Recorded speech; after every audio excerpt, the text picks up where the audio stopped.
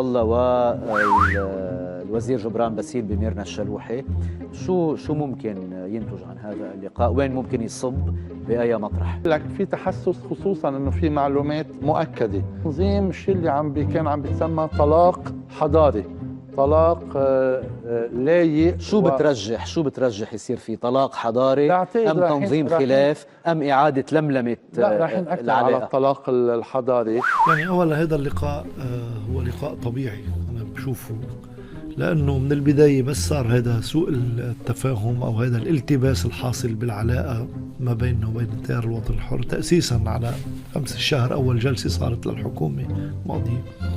هذا الموضوع يعني يأتي في إطار سعي الطرفين وحرصهما على هذه العلاقة وعلى هذا التفاهم. سمعت بعض الإعلاميين عن أنه يريدون أن ينظموا طلاقا حضاريا، هيك الحكم. أنا لا أرى الأمور على هذا النحو أبدا.